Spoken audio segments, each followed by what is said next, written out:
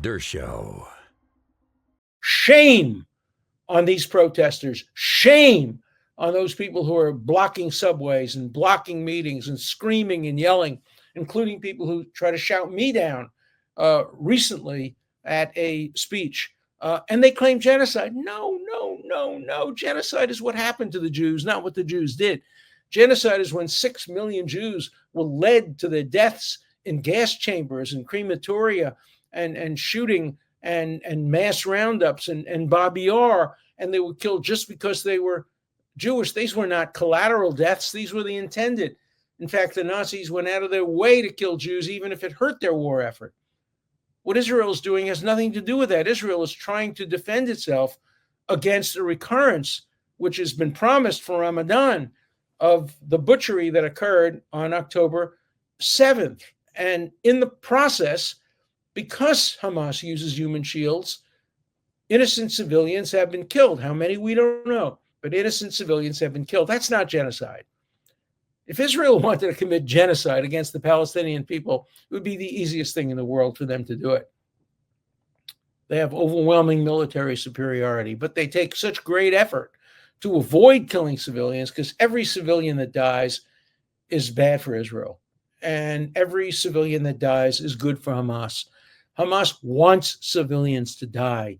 Israel does not want civilians to die. If Israel could invent a bomb that killed only Hamas members and not a single innocent person, they would do anything to get that bomb.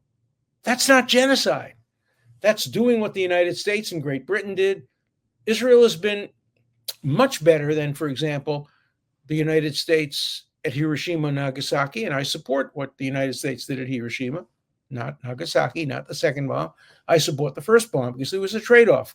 Either 100,000 Japanese would die or 100,000 American soldiers and Marines would die, and a country is entitled to prefer its own, especially when it was attacked as it was on Pearl Harbor. I'm not a fan of what happened at Dresden with firebombing or what happened in Tokyo with bombing. Israel hasn't done that. Israel has tried as best it can to have surgical strikes. It doesn't always work, and there are people who die in the process. Many more die because they're being used as human shields. Hamas builds its hospitals on top of the tunnels and builds the tunnels under the hospitals. Who gets to go in the tunnels, by the way? Not the civilians.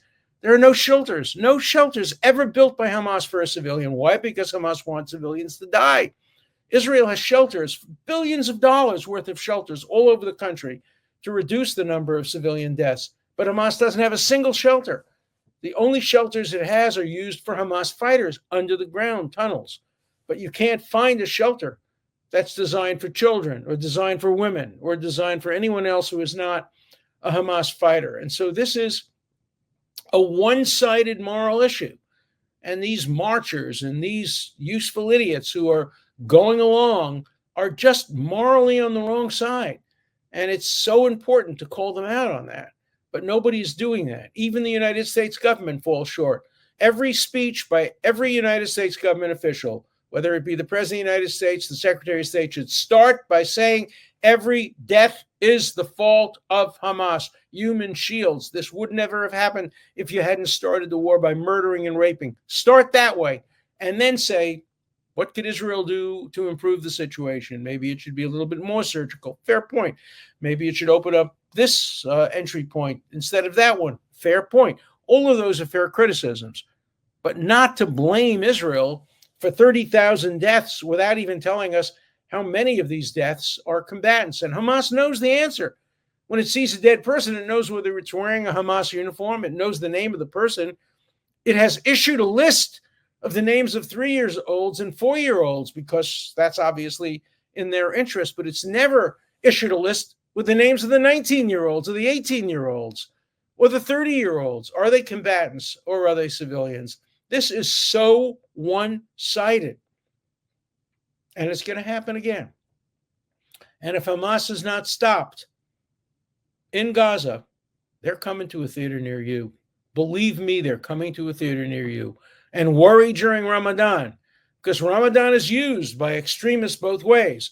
It didn't stop Egypt from attacking Israel on Yom Kippur, which was also the first day of Ramadan. Ramadan can be used both as a sword and a shield. Don't attack us, it's Ramadan. We'll attack you, though, it's Ramadan.